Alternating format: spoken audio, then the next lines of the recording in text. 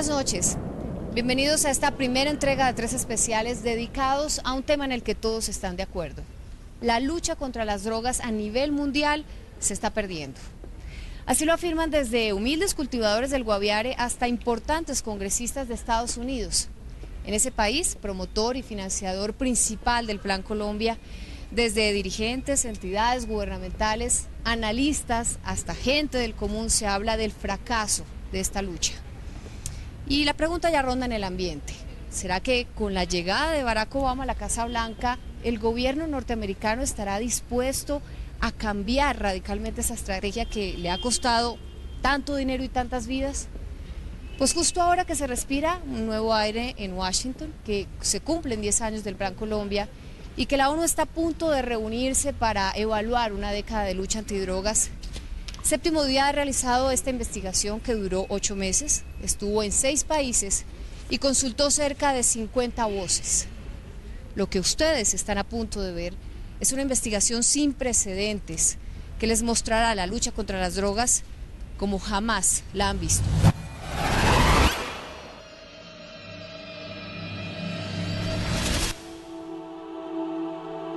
La norteamericana Débora Rodríguez probó la cocaína por primera vez hace unos 10 años.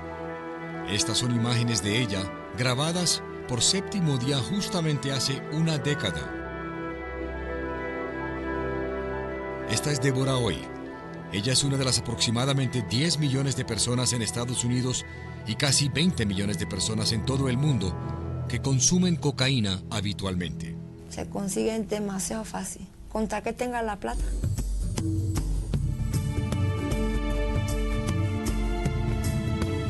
Jorge Montes, más conocido como Cepillo, en una vereda llamada La Carpa en el departamento de Guaviare, incursionó en el cultivo y procesamiento de coca más o menos cuando Débora comenzó a consumir cocaína hace 10 años.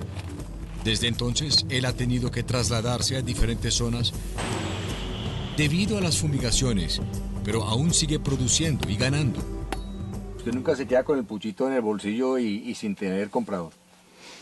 ¿O siempre hay alguien que te lo compre? Siempre hay quien compre, eso siempre resulta por ahí alguno que compre. Hace 10 años se anunció en la ONU que los gobiernos de Colombia y Estados Unidos ejecutarían una serie de ambiciosas iniciativas con el fin de eliminar el problema de la droga para el año 2008. En 2000, con motivo del lanzamiento del Plan Colombia, se trazó una meta más realista pero igual de compleja: reducir los cultivos y la demanda en un 50% en un periodo de 6 años. Pero hoy es evidente que esas promesas no se han cumplido. Está claro que ambos gobiernos, el norteamericano y el colombiano, subestimaron el poder de la adicción de Débora y millones de consumidores en el mundo, pues actualmente la demanda por la cocaína colombiana es más fuerte que nunca. Por otra parte, esta millonaria estrategia no tuvo en cuenta una de las leyes fundamentales de la economía. Cuando existe una fuerte demanda por algo, legal o ilegal, siempre habrá alguien dispuesto a satisfacerla.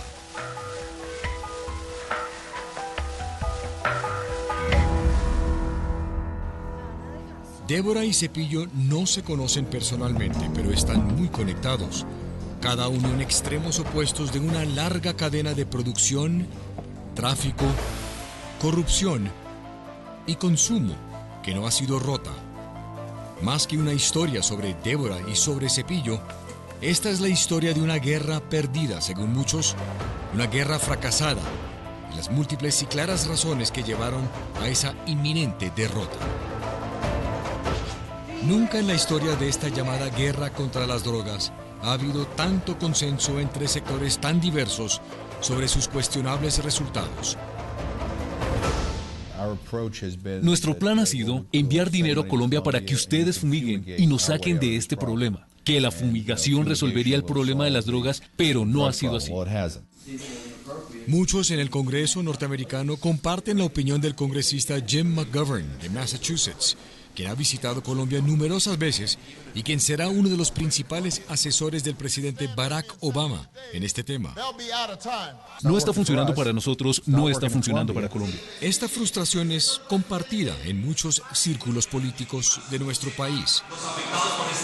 Yo creo que hicimos mal en repetir con los mismos instrumentos, hacer las mismas cosas con resultados cada vez más pobres. En Washington existe una gran preocupación entre los analistas más versados en el tema, los mismos que asesoran a importantes legisladores en Estados Unidos. Si se mide en números de hectáreas sembradas, toneladas producidas, personas en este país que han probado la cocaína, el precio del producto en las calles de Estados Unidos. Todas esas medidas dicen que no estamos ganando. He sostenido muchas veces conversaciones con miembros del Congreso, tanto demócratas como republicanos, y en privado me dicen una cosa, pero públicamente tienen otra posición. Y de forma privada, ¿qué le dicen estos políticos? Que esta política no funciona, no funcionará en el futuro y no funcionó en el pasado, pero les da mucho miedo votar en contra de ella. La guerra contra las drogas es algo que la mayoría de las personas ya no creen en ella. Se ha convertido en un chiste. Un chiste que les duele a muchos norteamericanos en las calles, pues saben que el dinero enviado por su gobierno a Colombia sale de los impuestos que ellos pagan, es decir, de sus bolsillos. Básicamente están despilfarrando nuestro dinero. Estoy segura de que los vendedores de droga aquí nunca tienen problema para vender lo que tienen. Si la gente quiere drogas, la va a conseguir, así sea ilegal o no. Yo no creo que esta guerra se pueda ganar. Incluso muchos representantes de las autoridades estadounidenses en diferentes ciudades admiten que esta guerra se está perdiendo. El sargento Joe Monterrosa lleva 10 años patrullando las calles de Houston, Texas, el mismo tiempo que Débora lleva consumiendo y que Cepillo lleva produciendo coca. Su frustración se escribe con F mayúscula. ¿Considera usted que la demanda para cocaína colombiana se mantiene aquí en Houston y en los Estados Unidos? Oh, definitivamente. Es increíble la cantidad de cocaína que miramos todos los días en las calles. En la extensa y muy porosa frontera entre México y Estados Unidos, los agentes del patrullaje fronterizo del lado estadounidense reconocen que es poco lo que pueden hacer para impedir la entrada de cocaína colombiana proveniente de México. O sea, cualquiera de estos carros podría estar trayendo droga. Así es. Y en España, el país europeo con el aumento más alarmante de consumo de cocaína, consumimos mucha cocaína. las autoridades no descansan.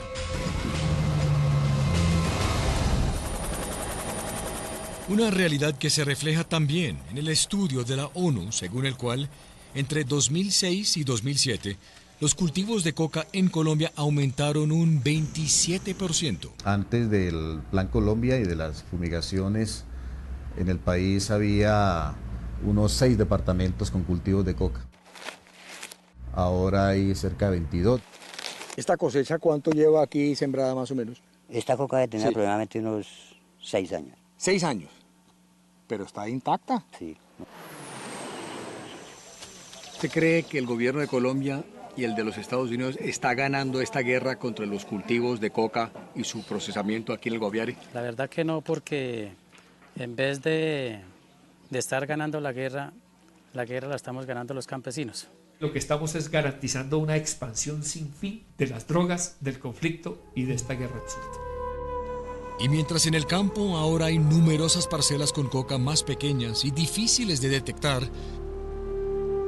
en las ciudades hay múltiples mini carteles casi imposibles de rastrear y en los cuales nadie es irreemplazable.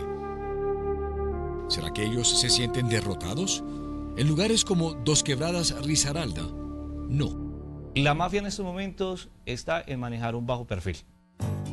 Países como Venezuela, México y algunos del norte de África están funcionando como atractivos trampolines para los narcos. Es un hecho frío y real. Nunca ha habido tanta demanda por cocaína en el mundo. En Estados Unidos y Europa hay aproximadamente 21 millones de consumidores activos. En Londres no es difícil conseguirlas. Londres está llena de drogas. Débora sabe que aunque su adicción es tratable, es incurable.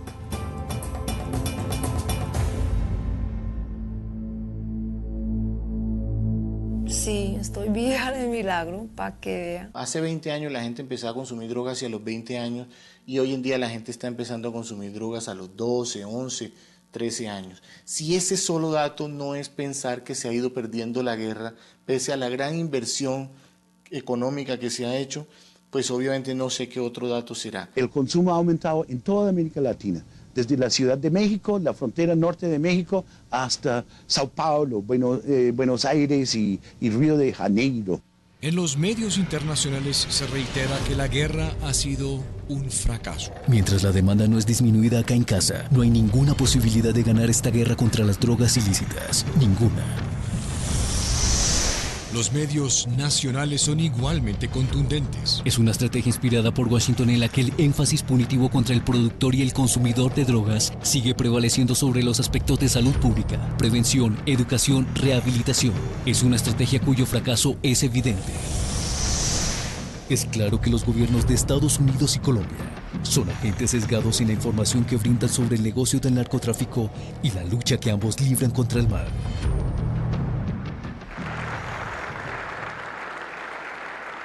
Nadie desconoce que el gobierno del presidente Álvaro Uribe haya hecho un gran esfuerzo para cumplir con el plan anunciado hace 10 años. No se puede poner la culpa al lado de los colombianos por no seguir la estrategia, porque lo están siguiendo más que nosotros. En el Congreso norteamericano se habla mucho de un mejoramiento notable en el tema de seguridad de nuestro país. Ustedes están peleando, están la Fuerza Armada, la policía, diariamente peleando contra la gente más violenta. Yo creo que el Plan Colombia no ha sido un éxito rotundo, pero pocos programas son éxitos rotundos. Estamos haciendo progresos y eso es lo que cuenta, que hay algunos progresos. Pero nadie está cantando victoria en la guerra contra el narcotráfico y la demanda. De hecho, en octubre de 2008, la Oficina de Contabilidad Gubernamental de los Estados Unidos, GAO, realizó un profundo estudio que concluyó: la meta del Plan Colombia de reducir cultivos, procesamiento y distribución de narcóticos ilegales en un 50% en 6 años no fue lograda. Y aunque el estudio reconoce que el tema de seguridad ha mejorado, enfatiza que hay más cultivos de coca y que se ha mantenido la oferta de cocaína colombiana para el mundo. Desde 1999, Estados Unidos, al igual que Europa, en menor medida, ha enviado más de $6.000 millones a Colombia para tratar de estabilizar el país y frenar el flujo de drogas hacia un creciente número de consumidores de cocaína. Washington ha enviado decenas y decenas de helicópteros, ha entrenado miles de soldados y ha aportado armamento masivamente para batallar traficantes y terroristas. Por su parte, Uribe ha aumentado el presupuesto militar del 4 al 6% del Producto Interno Bruto. Pero en vez de eliminar totalmente la producción de droga, como se anunció en la ONU hace 10 años, el número de hectáreas cultivadas con coca en Colombia ya llegó a las 100.000 hectáreas. Las exportaciones de cocaína se mantienen en un promedio de 600 toneladas por año. Pasada una década del inicio del Plan Colombia, la bancarrota de la estrategia represiva contra la producción y el consumo de drogas ilícitas no puede ser más evidente. Creo que es justo decir, bajo cualquier medida objetiva, Se consiguen demasiado fácil. que a pesar de toda la plata que le hemos botado al Plan Colombia y al tema de fumigación, Y si vienen y queman pues yo hago otro. aún tenemos un grave problema. Esta noche, Exeomo Cetina desde Venezuela, España y la costa norte de África, Marcela Pulido desde Barranquilla, Gloria Lozano desde Bogotá y Dos Quebradas, Mercedes Osma desde Londres y Manuel Teodoro desde Estados Unidos, México y Colombia, en el especial de 3 capítulos de Séptimo Día. Lucha antidrogas, batallas ganadas, guerra perdida. Este sombrío panorama se oscureció aún más el año pasado cuando la ONU reveló en su informe anual que los cultivos ilícitos en Colombia habían aumentado. Este informe fue rechazado y cuestionado por las autoridades y varios voceros del gobierno. Pues Gloria Lozano se dio a la tarea de averiguar cómo es que se realiza este informe anual y cuál es la validez de sus preocupantes conclusiones.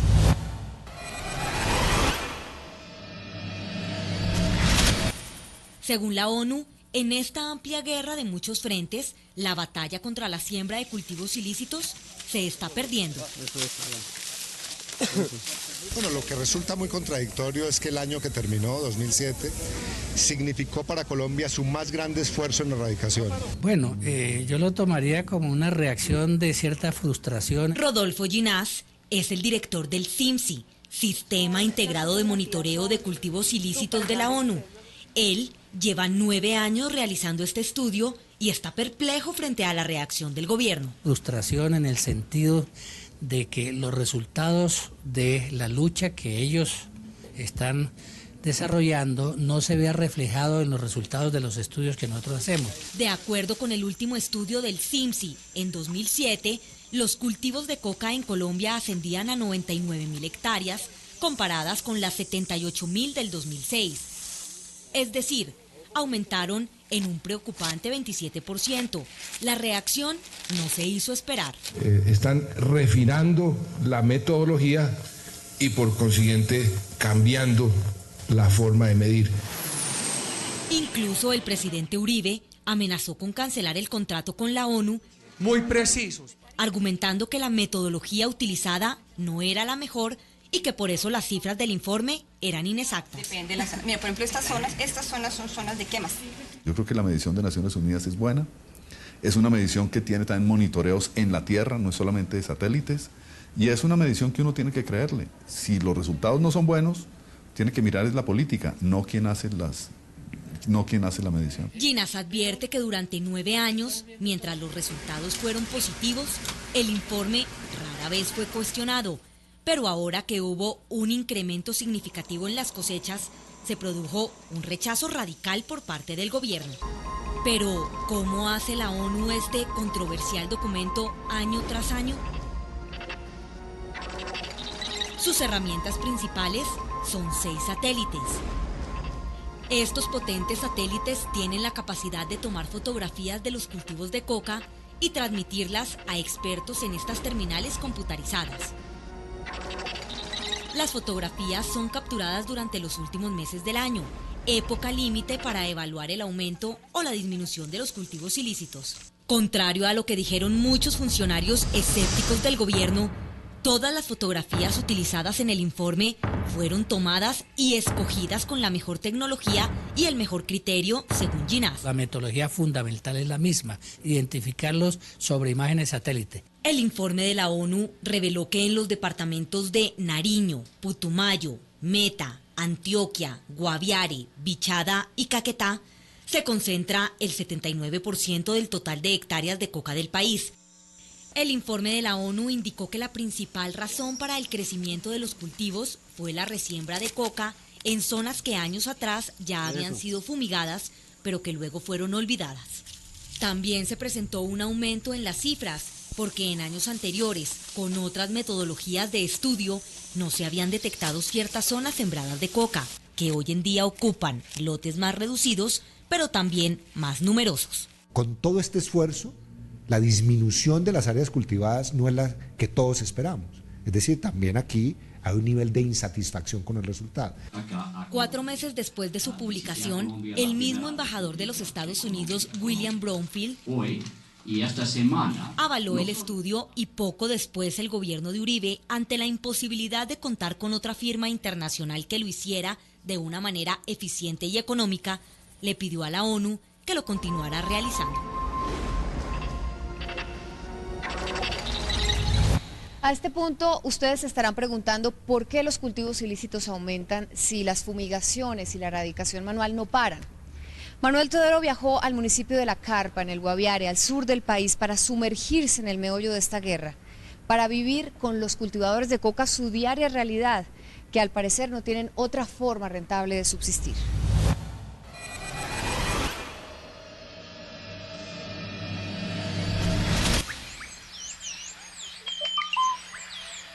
Es un sonido que les produce mucha tranquilidad a los cocaleros de esta vereda del Guaviare. Según los campesinos, estas aves cantan así cuando no hay helicópteros militares sobrevolando ni avionetas fumigando. Y por eso ellos están aquí, porque por estos días este es un lugar ideal para ganarse la vida cosechando coca. Esta cosecha de media hectárea es cultivada por este cocalero de oficio, conocido en la zona con el apodo de Cepillo, según él, por la apariencia de su cabello. El gobierno de Colombia dice que está ganando la guerra contra los cultivos, con el apoyo de los Estados Unidos. ¿Usted está de acuerdo con eso o no lo ve tan claro? Pues yo no creo tanto porque así como le digo, en el Chocó primero no había tal la coca que hay ahora, ni se escuchaba nombrar. Día tras día fumiga, protege y procesa su coca. Es el oficio que mejor conoce y el que más plata le da. Nunca terminó bachillerato y manda la mitad de lo que gana, aproximadamente 1.500.000 pesos mensuales, a sus padres en Nariño. Intentó cosechar frutas y verduras, pero con esos productos lícitos no obtuvo tantas ganancias como ahora. Me lo compran por un precio, mejor dicho, bien bajito, entonces no puedo, me toca sembrar coca. Una arroba de este tipo de coca antigua arrojaba aproximadamente 8 gramos de pasta de coca. Pero este tipo de coca, que es más nueva, ahora le da al campesino en una arroba aproximadamente 21 gramos de pasta de coca. Es decir, 13 gramos más. Cada 2 semanas, Cepillo se dirige al pueblo más cercano, llamado La Carpa. La Carpa se parece a cualquier pueblo agrícola del país. La única diferencia es que aquí prácticamente todo el mundo aún vive de la coca. Es una escena que los colombianos hemos visto desde hace casi 20 años, pero que poco ha cambiado. Algunos de los insumos que Cepillo necesita no se consiguen aquí. Él debe tomar una canoa como esta para ir donde el distribuidor, que vive río abajo. Ya en su pequeño laboratorio, Cepillo muele sus hojas. Y con la precisión de un científico aplica la técnica que miles y miles de cocaleros utilizan para producir algo que para ellos es como oro, en este caso, oro blanco. ¿Y cuánto se demora procesando esto? ¿Cuántos días? Mediodía. Mediodía.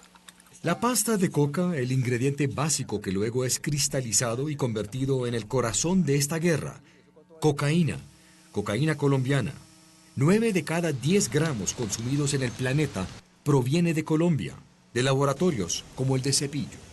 ¿Y esto tú lo puedes vender por cuánto, más o menos? Eso vale 150.000. 10 años después del inicio de Plan Colombia, miles y miles de campesinos como Cepillo continúan cultivando coca. Y el Guaviare es apenas una de las zonas donde hay cosechas como esta. Miren hacia el suroriente del país, miren hacia Vichada, Guainía, Vaupés, lamentablemente miren hacia el Amazonas. Pero no hemos resuelto el problema tampoco en Nariño, pero no lo hemos resuelto en el Pacífico en general, que es como si fuera un laboratorio de la guerra. No lo hemos resuelto en el departamento de Antioquia, sigue creciendo en el departamento de Córdoba. Si pudiéramos limitar la demanda acá en Estados Unidos, habría menos traficantes buscando la ayuda de campesinos en Colombia para producir coca. Es así de sencillo. Sin embargo, bajar la demanda en Estados Unidos no está en manos del gobierno colombiano. Su tarea es combatir el tráfico y la producción. Y según el director de la Policía Nacional, el general Oscar Naranjo, la tarea se está adelantando. El año pasado se erradicaron 96.000 hectáreas por vía manual. No hay un estado en el mundo que haya erradicado ese número de hectáreas y que haya al mismo tiempo asperjado un poco más de 130.000. Pero esto está lejos de ser suficiente para ganar la guerra contra las drogas, según el reconocido analista Adam Isaacson en Washington. Realmente estamos hablando de menos de $2,000 millones anuales en ayuda y operaciones antidrogas.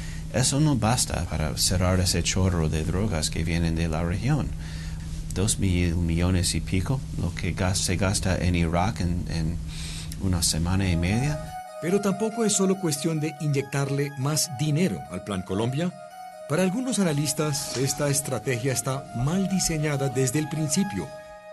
La guerra es la aplicación de fuerza contra un actor racional. Un país A ataca a un país B para que se rinda. Nosotros estamos aplicando este esquema contra las plantas. Las plantas no son actores racionales. La semilla de coca no se va a poner a pensar: ¿será que me mantengo dormida otros 6 meses para lograr un mejor precio en el mercado?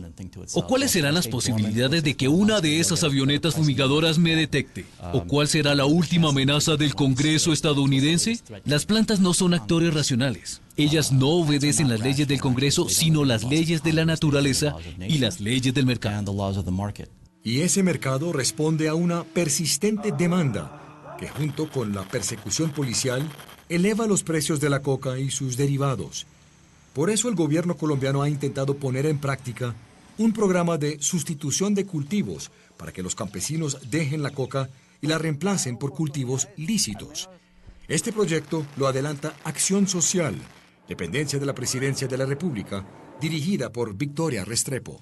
Llevamos el programa Proyectos Productivos, que es un programa básicamente concentrado en 5 líneas productivas: café, cacao, caucho, forestales y palma de aceite, a cambio de sustitución y erradicación de sus cultivos ilícitos. Buenas intenciones, pero aún se escuchan respuestas como estas. Aquí el gobierno muchas veces dice que hay que sustituir la coca por cultivos legales, ilícitos. Si uno dice, bueno, lo voy a hacer, ¿ellos sí ayudan o no? No se puede, porque no dan un crédito a bajo precio o pagar de eso mismo el cacao. Restrepo defiende su gestión a capa y espada. Ha logrado que miles de campesinos sustituyan sus cultivos ilícitos, pero así como algunos están reemplazando sus plantas, irónicamente ellos mismos son reemplazados por otros campesinos que sí quieren sembrar coca. ¿Considera usted que el gobierno actual tiene suficientes recursos o está designando suficientes recursos para el tema de la sustitución de cultivos o hace falta?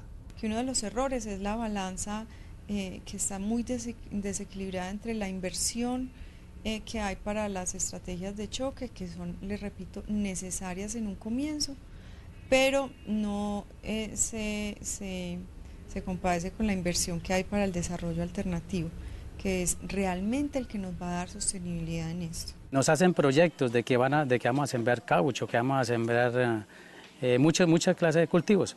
Yesid Pereira es un líder comunitario de este pueblo cocalero. Todo se queda en los papeles, todo se queda en archivos y aquí nunca llega nada. Los que sí intentan cultivar productos lícitos dicen que muchas veces encuentran situaciones como estas. Pero hay que pagar un transporte costoso para llegar a la ciudad.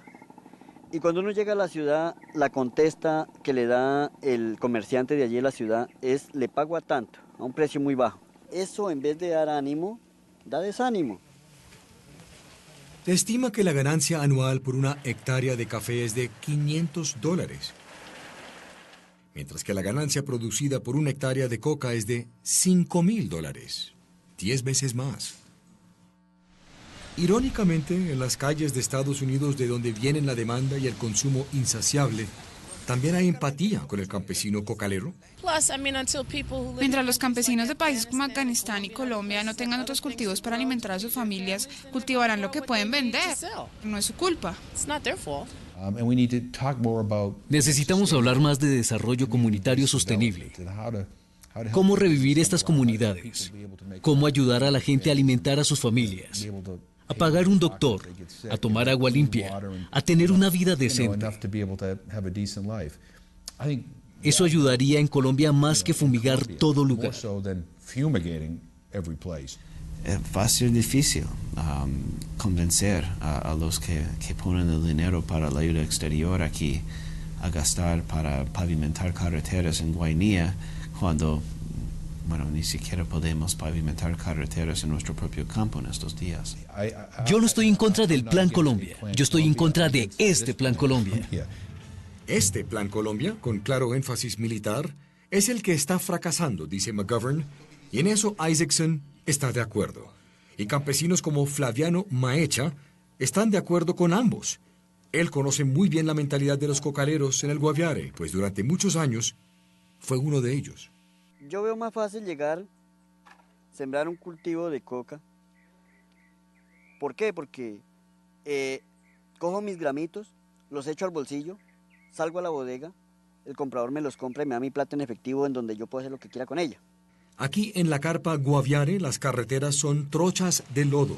Cepillo camina hasta el pueblo más cercano y allí siempre encuentra a alguien dispuesto a comprar sus gramos de pasta de coca. Hoy recibió 350.000 pesos lo producido en estos 3 días. O sea, usted nunca se queda con el puchito en el bolsillo y sin tener comprador. ¿O siempre hay alguien que te lo compre? Siempre hay quien compre, eso siempre resulta por ahí alguno que compre. Esta escena se reproduce en centenares, quizás miles de locaciones en Colombia a toda hora. Y es poco probable que termine mientras continúe la demanda mundial por cocaína colombiana. ¿Y usted qué piensa de lo que está tratando de hacer el gobierno? De decirles que no hagan esto más. Pues hombre, un campesino, pues nosotros no sabemos sino trabajo de campo. Pues si nos quieren quitar la coca, pues que nos den algo, otra cosa de qué sobrevivir.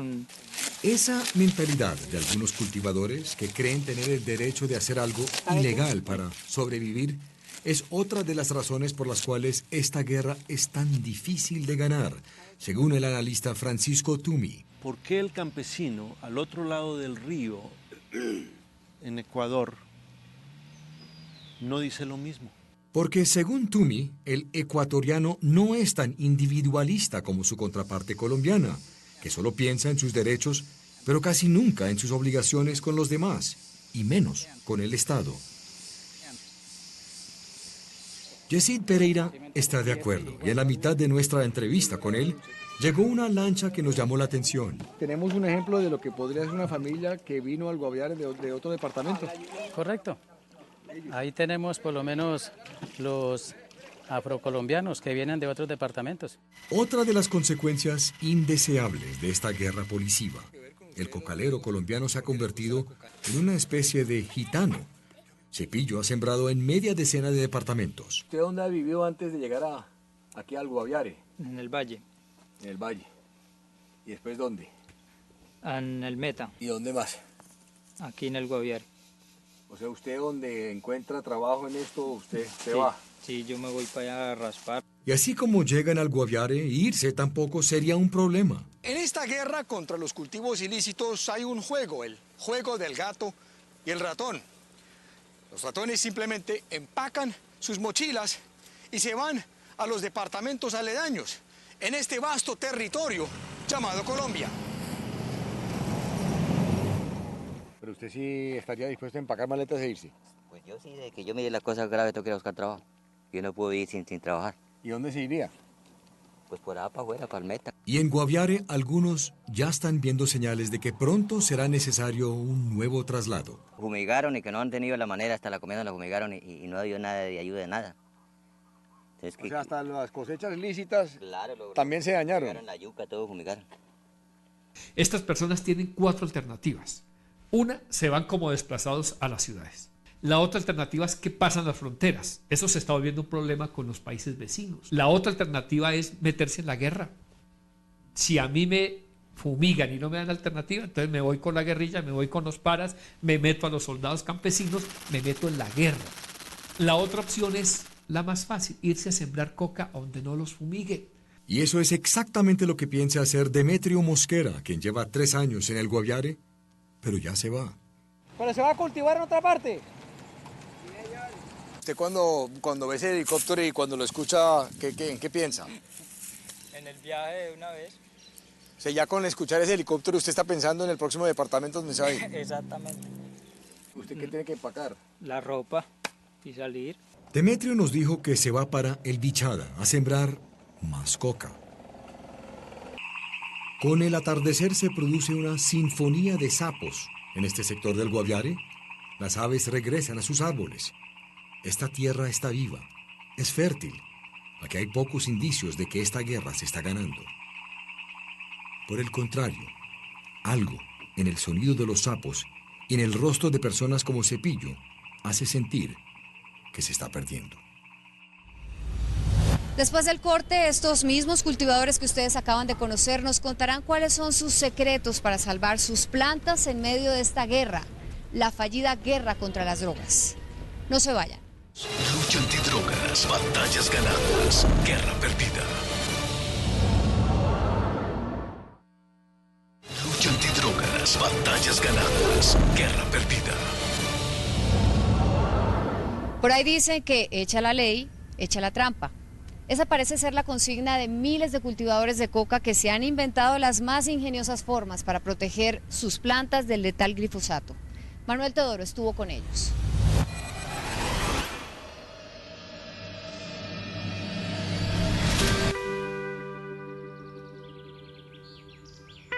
A unas 2 horas al occidente de San José de Guaviare hay un árbol que ya ha sido fumigado tantas veces que está prácticamente fosilizado. Sus ramas muertas parecen dedos señalando el cielo, donde la lluvia que en una época caía para darle vida fue reemplazado por veneno, glifosato, que eventualmente lo mató. Fumigaron y que no han tenido la manera, hasta la comida la fumigaron. O sea, hasta las cosechas lícitas claro, también se dañaron. La yuca, todo fumigaron. Don Gilberto García solía jugar en las frondosas ramas del árbol cuando era un niño. Curiosamente, como si hubiera sido su destino, hoy les vende un controvertido menjurje a los campesinos cocaleros precisamente para que sus cosechas ilegales no terminan como el árbol que tanto amaba. ¿Qué es lo que está guardando ahí? ¿Qué? Para fumigar, para proteger la planta o... Fumigar la planta en rebondo cuando sea para poderla salvar. Actualmente esta cosecha aún no está inmune, protegida de los posibles efectos del glifosato. Pero los campesinos saben que tarde o temprano llegarán los aviones para fumigar. Y por eso en este momento están desarrollando un menjurje, una especie de miel o agua de panela, para fumigar estas plantas para que el efecto de esta miel pueda repeler el contraefecto del glifosato para poder mantenerlos vivos. Uno de los clientes más fieles de Gilberto es Cepillo, quien aprendió del viejo a cubrir las hojas de sus plantas para repeler el glifosato aspersado por las avionetas antinarcóticos. Nosotros le echamos melaza, o sea, miel de purga que le llaman, la fumigamos también ahí mismo. Como Cepillo, otros miles de cocaleros saben que cultivar coca es ilegal, pero lo hacen de todas maneras. Este negocio sigue siendo su mejor alternativa, según ellos. No muy lejos, Ricardo Rivera utiliza otra estrategia para proteger la fuente de sus ingresos. Estas pequeñas cosechas son pequeñas porque hay que disimularlo un poquito. Ahorita sí están la gente disimulando, pero anteriormente no se disimulaba eso. ¿Y por qué están disimulando ahora? Me dejan ya arbolitos que para que de pronto el helicóptero no da divisio. La política de erradicación forzada, primero con fumigación, después combinada con la erradicación manual, pues llegó a un nivel de agotamiento. No se puede seguir haciendo lo mismo con resultados malos pretendiendo que van a mejorar los resultados en el futuro. La opinión de Pardo es compartida por críticos de Plan Colombia en Washington. Con semejante cantidad de dinero invertido, billones y billones de dólares, creo que es justo preguntar, ¿qué hemos recibido a cambio? El año pasado la ONU reveló su último estudio sobre cultivos ilícitos en Colombia y cosechas como la de Cepillo aumentaron en un 27% entre 2006 y 2007. La única cosa que ha cambiado es el mismo embajador de Estados Unidos en Colombia, William Brownfield, tuvo que reconocer la validez de esta conclusión. El significativo crecimiento de cultivos se atribuye en parte, según la ONU, a estos trucos utilizados por los campesinos. Estas plantas fueron fumigadas. Sí, señor, esta la fumigó la avioneta. Entonces, ¿por qué están aquí otra vez como creciditos? Porque cuando fumigó la avioneta nosotros ese mismo día la mochamos para que el glifosato no alcanzara a llegar a la raíz. Pero así como hay congresistas en Washington como McGovern, Elliot Engel y muchos otros que consideran que el informe de la ONU refleja el fracaso de esta guerra, otros cuestionan la labor de la ONU y de otras ONGs y siguen respaldando la actual estrategia antidrogas.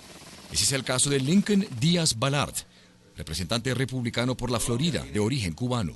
Colombia tiene muchos enemigos. Esfuerzos como los que vemos ahora por parte de entidades dentro de Naciones Unidas para desacreditar la lucha contra el narcotráfico en Colombia y para desacreditar la lucha contra la cultivación de coca, por ejemplo. Congresista, ¿siente usted que realmente Estados Unidos y Colombia están ganando la guerra contra el tráfico y el consumo de drogas ilícitas. Colombia está ganando la guerra contra el narcotráfico, contra la producción de la materia prima. Su opinión no parece coincidir con la realidad en veredas como La Carpa, Guaviare. Si de tal es cierto de que se fumiga un cultivo, nacen 2 o 3 más. Usted simplemente tiene que trasladar esta cosecha 500 metros y resembrar. Ya se puede sembrar. No hay que ir a otro departamento. Sin embargo, muchos legisladores republicanos aún se resisten a aceptar otros hechos contundentes. Hace 8 años las autoridades tenían que fumigar 3 hectáreas de tierra para eliminar 1 hectárea de coca.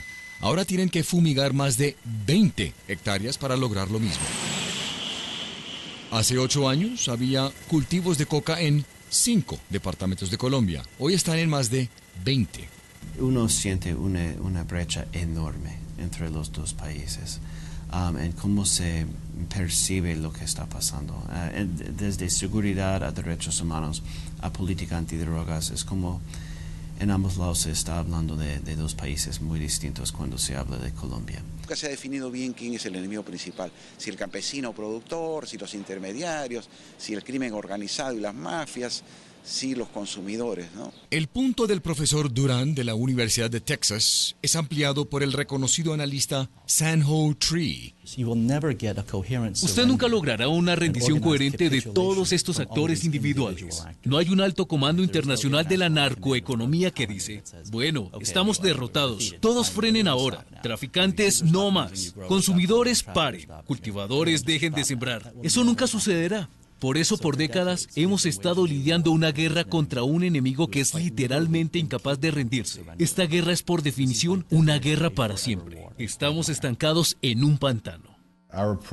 Nuestro plan ha sido enviar dinero a Colombia para que ustedes fumiguen y nos saquen de este problema. Que la fumigación resolvería el problema de las drogas, pero no ha sido así. Y por más que Victoria Restrepo de Acción Social trabaja día y noche para tratar de convencer a los campesinos de que la coca no paga, muchos cultivadores siguen pensando así. Pues toca seguir sembrando coca porque como no nos colabora el gobierno para nosotros dejarnos esa planta. Campesinos como Cepillo y Ricardo dicen que seguirán escondiendo sus pequeñas cosechas e inventando medidas para protegerlas, pero no precisamente para fomentar esta guerra. Sus razones son mucho más sencillas. Esta hoja es el equivalente, o sea, acompañada de otras hojas, del estudio de su hijo. Claro, puede estudiar. Puede estudiar el niño. Mi conocimiento digo que un niño puede estudiar. A pesar de las múltiples fumigaciones que ha aguantado este árbol, aquel que le trae a Gilberto recuerdos de su infancia, su madera envenenada se resiste a caer. Es como si fuera un símbolo desafiante de una guerra, según muchos, una guerra perdida. Y así como los cultivadores de coca tienen trucos para proteger sus plantas, como por arte de magia aparecen y desaparecen pequeños y efectivos laboratorios de procesamiento de coca en muchas regiones del país. Manuel Teodoro fue testigo de cómo en pocas horas y con muy pocos elementos y de muy bajo costo se puede construir hoy en día un laboratorio de procesamiento de coca casi inalcanzable para las autoridades.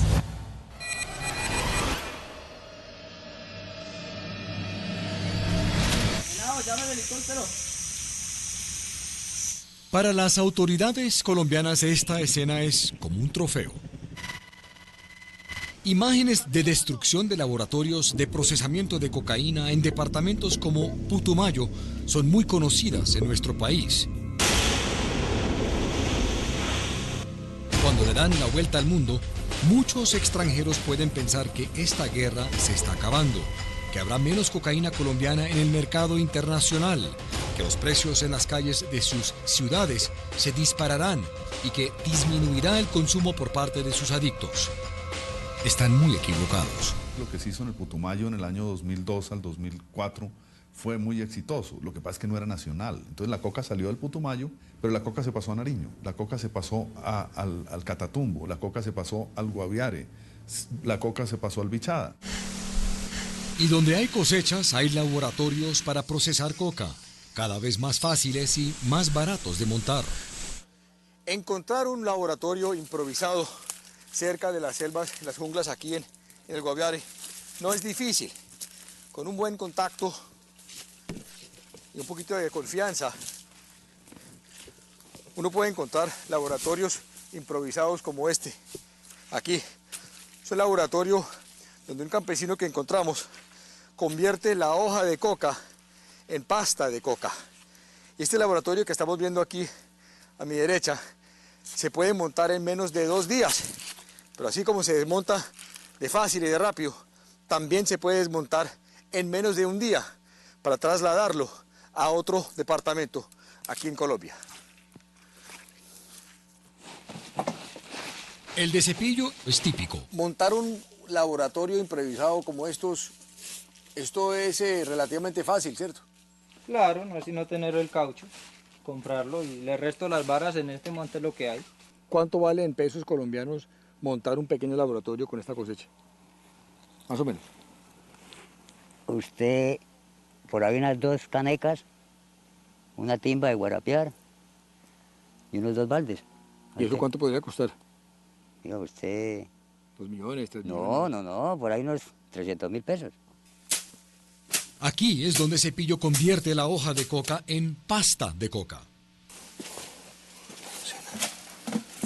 Es una especie de laboratorio express. Pues aquí tiene todo lo que necesita para producir la materia prima. Cuéntame una cosa, todos esos amoníacos y sulfúricos y todos esos químicos que usted tiene que conseguir, ¿son fáciles de conseguir? ¿Se puede conseguir sin dificultad? Claro, eso hay mucha gente que los trae, porque como saben que aquí los compramos, entonces buscan la manera y los traen. Así es, servicio a domicilio, cortesía de los múltiples distribuidores que ya tienen sus propios vehículos. Entonces lo que estamos viendo es la proliferación de muchos pequeños laboratorios, sí, y no grandes tranquilandias. Sí. Pronto le cogen 5.000, 10.000, 20.000 arrobas, así de pronto tengan unos laboratorios muy... Mini laboratorios. Sí.